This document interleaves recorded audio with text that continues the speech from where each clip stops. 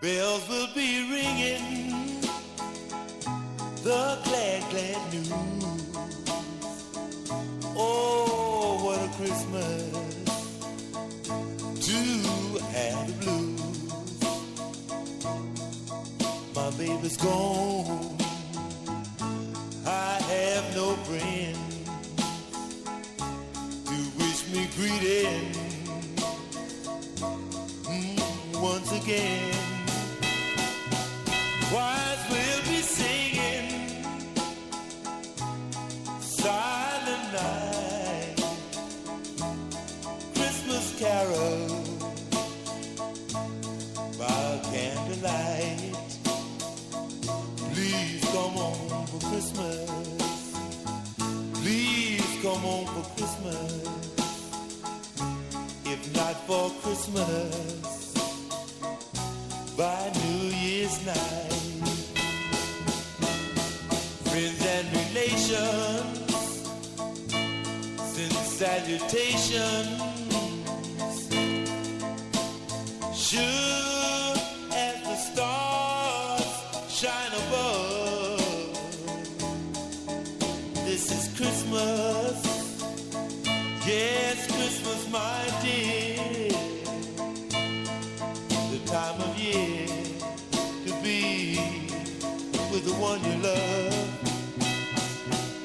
Then won't you tell me you'll never more roam? Christmas and New Year will find you home. There'll be no more sorrow, no grief and pain, 'cause I'll be happy, happy once again.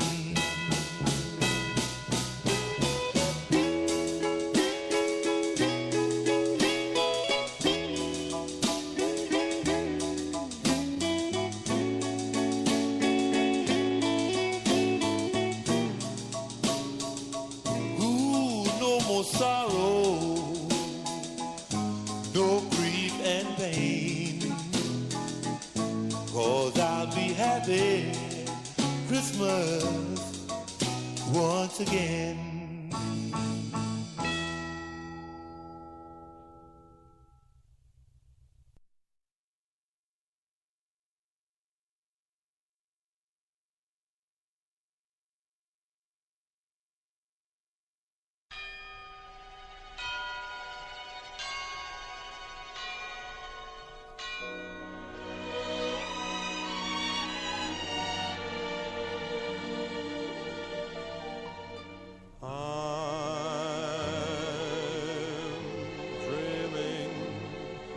Of a white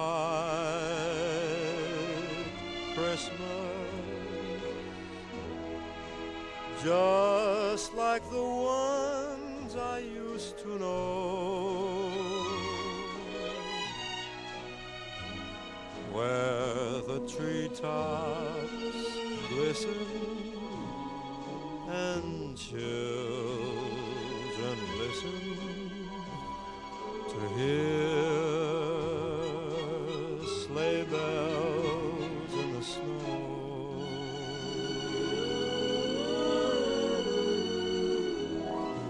I'm dreaming of a white Christmas, with every Christmas card I write. May your days be merry and bright, and may all your Christmases be bright.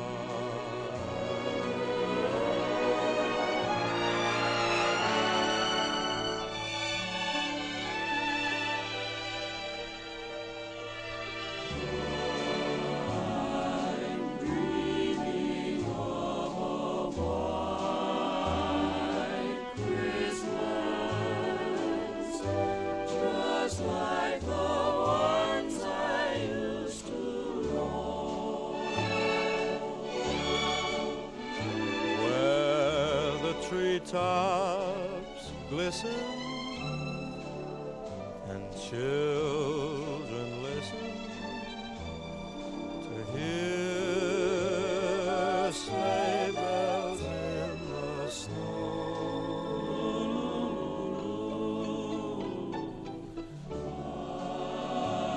I'm dreaming of a white Christmas with every Christmas card I write. May your days be merry and bright, and may all your Christmases be white.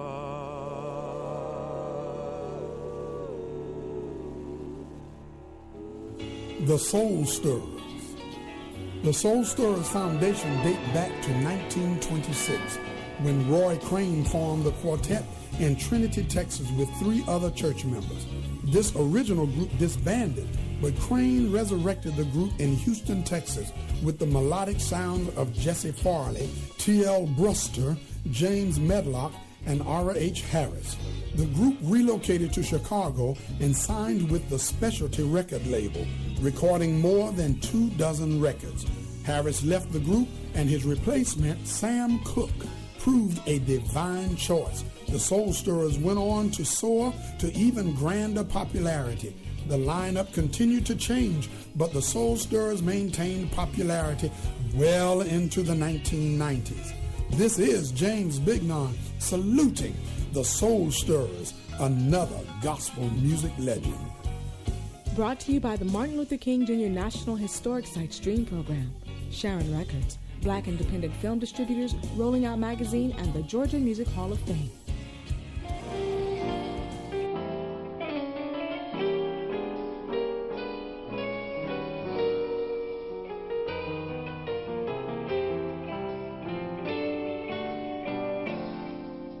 The Reverend Timothy Wright is no stranger to gospel music. He has become an anchor for gospel choirs across the country.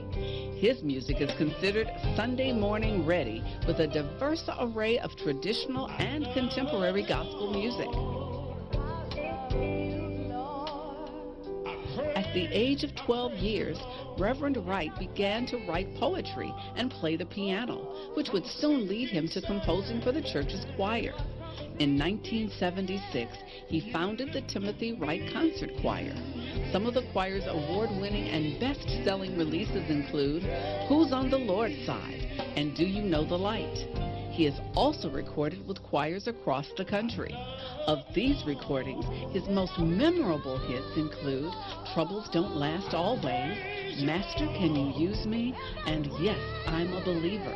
In addition to this, Reverend Wright also recorded a stellar award-winning project with Myrna Summers. It's titled, We're Gonna Make It. One of his projects, Come Thou Almighty King, which garnered national recognition, was recorded with a 500-voice choir.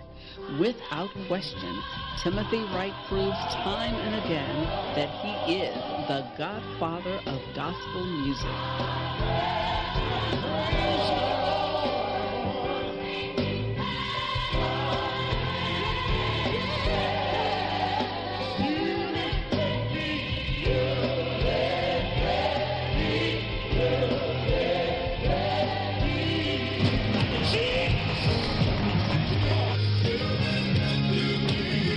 On the gospel circuit, he was known as the Country Boy, but his devoted fans knew him as Willie Neal Johnson, leader of the Keynotes. He was called the Country Boy because of his bluesy style that seemed to take him back to his roots. Willie Neal began performing as a child with his 6 siblings. He said his mother always had them in church singing, so it was natural for him to become a gospel singer. He was a teenager when he joined his first group, but it wasn't long before the young man with the big Texas talent struck out on his own. He formed a quartet called the Gospel Keynotes, and they quickly became one of the favorite acts in the area. They landed a recording contract and soon had their first big hit, Show Me the Way, followed by 20 more albums. Over the years, group members changed, and in 1985, Willie Neal signed with Malaco Records and reinvented the group. Exploding on stage and electrifying audiences was the country boy, Willie Neal Johnson, and the New Keynotes. When Willie Neal and the New Keynotes hit the stage, audiences found themselves in the midst of a good old-fashioned revival. Not content with being one of the best quartets, Willie Neal and the New Keynotes helped introduce a new concept known as Choirtet. Teaming up with the Mississippi Mass Choir, they released I'm Yours, Lord, which became a big hit. Willie Neal Johnson died in 2001, but he and his gospel keynotes set a new standard for quartets, and they will forever be remembered as gospel greats.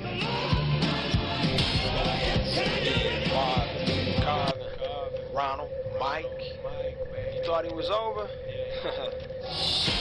The Winans just keep on coming. Ever since the original quartet of brothers made their recording debut in 1981, up to and including their new millennium version of Young Singing Siblings, the Winans have made an indelible mark on gospel music. The Winans are one of the groups that really changed the whole sound of gospel music and impacted gospel music in a very special way. And when I see them together or hear them together, oh my goodness. Our opinions may not be the same. There's so many things that David and Dolores Winans, both gifted singers themselves, were the primary musical and spiritual influences for their 10 children, who they raised in a Pentecostal household in Detroit, Michigan. The 4 eldest brothers became a gospel sensation with a little help from Andre Crouch, and it was their success that opened the door for their other brothers and sisters, David, Daniel, Bibi, Cece, Angie, and Debbie, making the Winans a family phenomenon gospel music had never seen. I know you heard about the Winans, see, we a godly dynasty.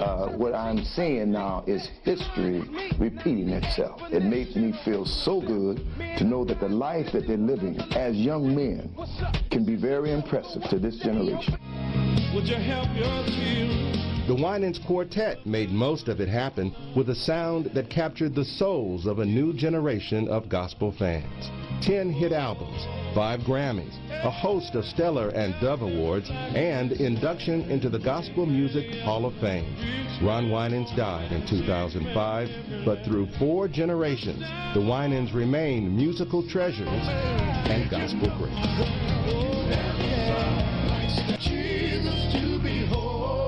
When you mention the word longevity, I would say the Williams brothers have been there for a long time, and they're still there, very strong now. This is a group that you can't call a quartet, you can't call them a group.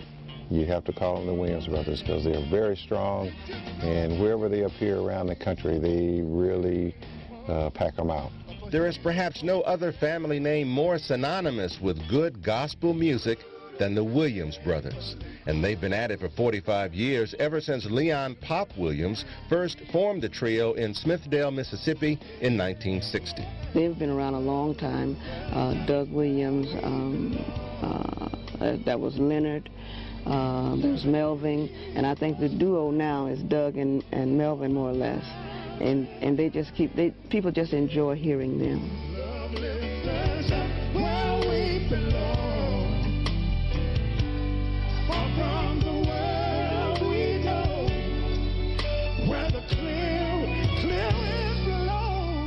The recipients of 3 Grammy nominations and numerous Stellar Awards, the Williams brothers are in a class by themselves. Enshrined in the International Gospel Hall of Fame in 1999, they have an impressive 18 top 10 albums, including 3 #1 hits. They performed at some of the nation's most famous and distinctive concert halls, from Harlem's famed Apollo Theater to Carnegie Hall to the Grand Ole Opry House and Radio City. Come on, put your hands together. I'm with Jesus. Oh, yes, I am. The Williams brothers are not just prolific performers, they're astute businessmen.